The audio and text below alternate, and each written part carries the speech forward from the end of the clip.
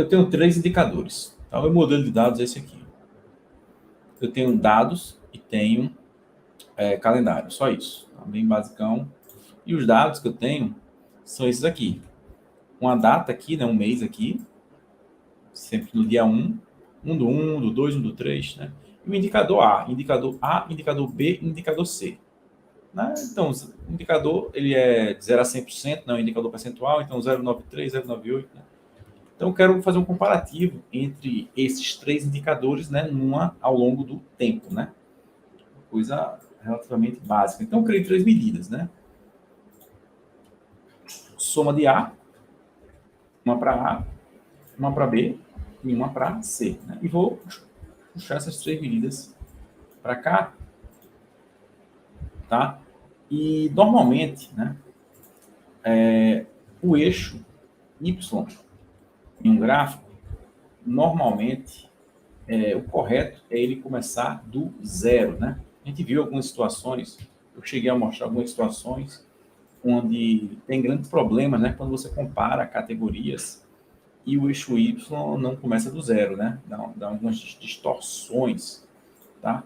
Então, esse caso que eu quero mostrar aqui é um exemplo em que o eixo Y não deve começar do zero. Tá?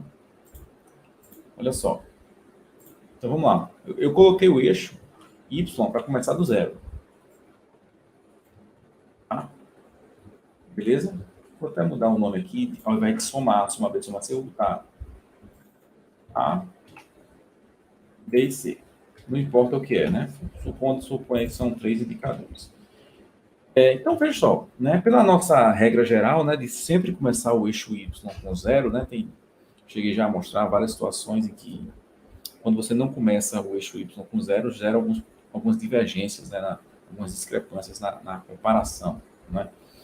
Só que nessa situação, se você começar o eixo Y de zero, né? De 0 a 100, né? Esse indicador vai sempre de 0 a 100, né? É um indicador percentual, né? Então, aqui em janeiro, A foi 93, B 89, C 97, fevereiro por aí vai, né?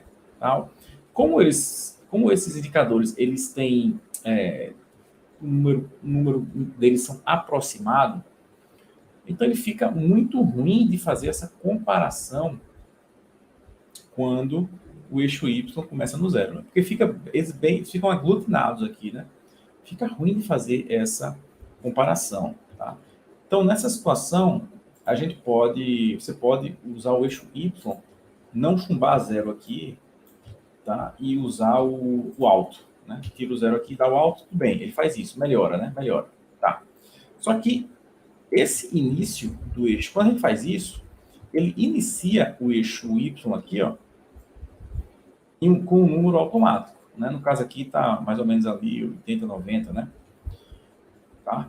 Fica melhor, tudo bem, é uma possível solução, tá? Ele está iniciando com um número automático ali. Tá? Só que a gente pode tirar quem está decidindo esse número que vai ser iniciado lá no eixo é o Power BI, né? A gente pode definir esse número de início, né, do eixo Y de forma dinâmica, de acordo com o menor valor do indicador. Nesse caso aqui, o menor valor é o B de janeiro. Então, o B de janeiro é 89. Esse é o menor valor da série, né? Então, o meu eixo, ele não pode começar nunca acima de 89, senão eu perco o B, né? Ele não pode começar nunca acima de 89. Né? Então, ele não pode nem começar em zero, a gente viu o problema, né? Fica ruim quando ele começa em zero, fica um em cima do outro, né? Como também ele não pode começar acima do menor valor aqui. No caso aqui é 89%. Ele não pode começar acima de 89% esse eixo, né? Tá? Então ele tem que ser algo entre 0 e 89. Quando a gente coloca no alto, aqui, ó, tá no alto aqui, ele faz um alto aqui pra gente. Tá? Só que tem uma forma talvez mais interessante, que é a gente encontrar esse menor valor, que é o 0,89, né? 89%, e iniciar o eixo fazer uma continha baseada nesse valor, né? Por exemplo, tire 0,05 desse valor, por exemplo, inicia o eixo com esse valor aqui, ó, 0,89 menos 0,05. Né? Dê um descontozinho nele para não começar exatamente no 0,89. Tira um pouquinho e começa com esse valor mais abaixo, né? Ou tira 0,01, né? Tira um pouquinho dele e aí sim começa. Então isso fica dinâmico, né? De acordo com o menor valor da série, né? A gente pode fazer esse cálculo com DAX para ele encontrar esse menor valor e fazer essa continha para a gente, para esse eixo iniciar de forma dinâmica e a gente ter um maior controle de como esse eixo vai iniciar, né? E não deixar no alto, tá? Então, dupliquei aqui, vou botar uma tabelinha, aqui, vou aumentar um pouquinho esse zoom, né? Então, qual é o nosso objetivo aqui, né? É encontrar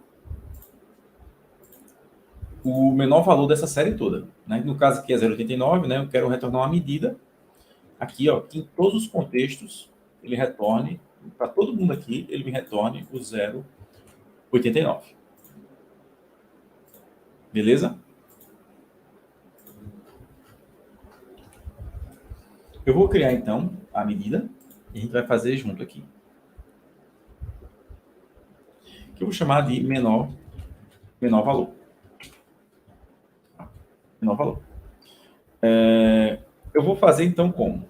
Eu vou calcular o menor valor da série A, o menor de B e o menor de C, e aí eu comparo. Eu uso a função min. A função min, a função para calcular o mínimo, né, o min, ele só aceita 2 argumentos. Né? Então, eu não posso usar o min de A, B e C. Ele não aceita. Então, eu vou fazer o seguinte. Eu vou fazer o min entre A e B. Ele acha o mínimo entre A e B. No caso aqui vai ser B, né? O 0,89 aqui ganha, né? Vai ser o mínimo entre esses dois. O 0,89. E aí, eu comparo o mínimo entre B e C. Aí o 0,89 vai continuar ganhando. Vamos usar esse artifício aí. Né? Então, vou chamar aqui, vou encontrar o menor da série A, o menor de A. O menor de A é 90, né? É 0,9, né? É o 90 aqui, o menor de A. Eu vou encontrar esse valor.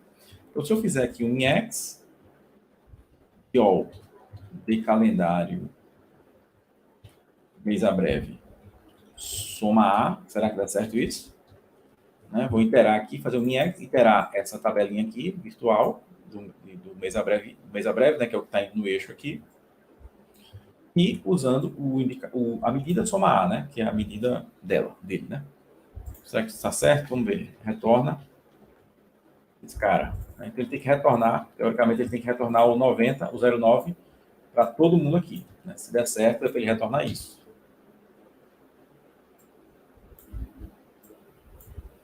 Repetiu, né? Repetiu. Tá errado, né? Deu errado.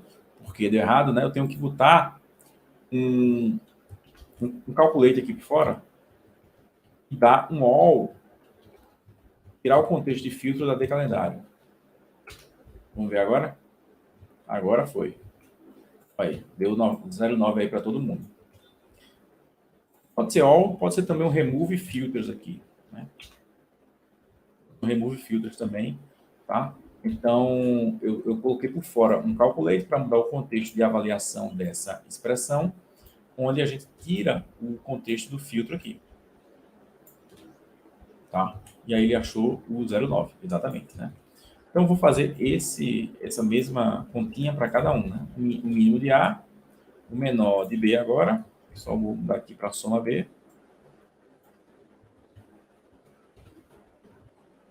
Vamos ver se está certo. O de B é o 0,89, né? Que é o menor de todos, né? Quem quer ganhar mais de 8 mil por mês com análise de dados tem que conhecer, tem que dominar DAX, né? Tem que dominar DAX. Realmente, né? 0,89, né? Que é esse cara aqui. E vou fazer o de C, que o de C é para dar quanto de C? 9,3, né? 9,3 de C, né?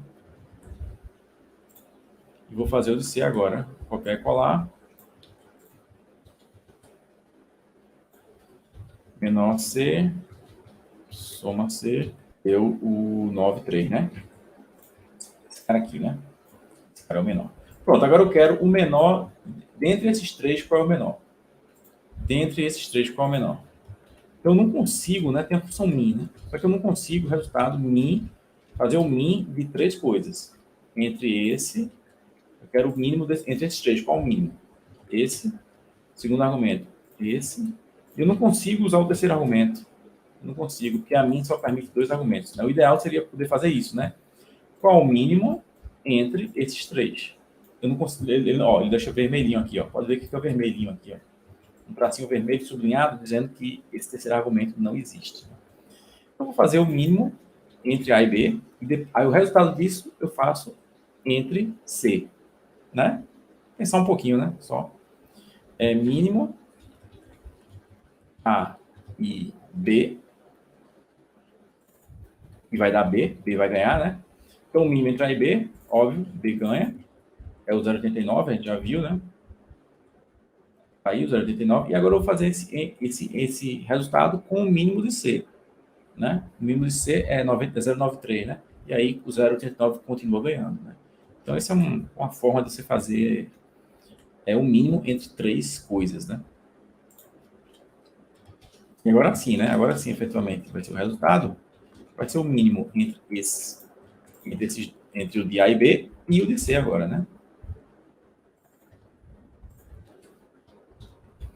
Aí continua ganhando, entre o de A e B continua ganhando 0,89 e o 0,89 ainda ganha por C, né? Aqui o 0,89. Então, eu posso usar essa medida, esse 0,89, eu posso usar ele aqui no meu eixo Y, ó, em mínimo, ó, mínimo alto. Eu poderia botar na mão aqui, né, 0,89, cadê? É 0 ponto, né? 0,89 é isso aqui, né? Só que eu estou botando na mão, né? Eu quero a medida. Então, minha medida não retorna 0,89, eu posso vir aqui no f de x e escolher minha medida. Então, minha medida está retornando 0,89, é o que vai acontecer. Medidas, menor valor, então não vai mudar nada, né? Ó, tá aí, ó.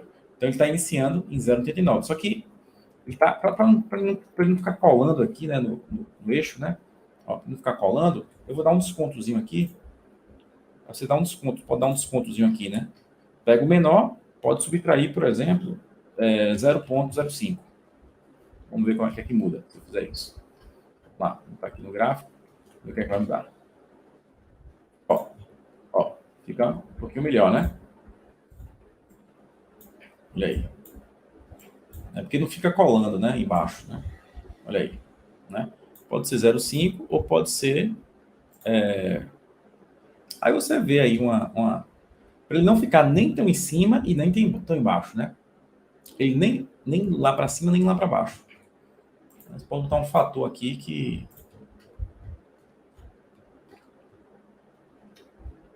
Aqui 0,08. Meio. 0,03. Um fatorzinho aí, um 0,03, 0,05, 0,02, ele não ficar nem colando embaixo e nem lá em cima, né? Lá em cima é o caso de quando começa em zero, né?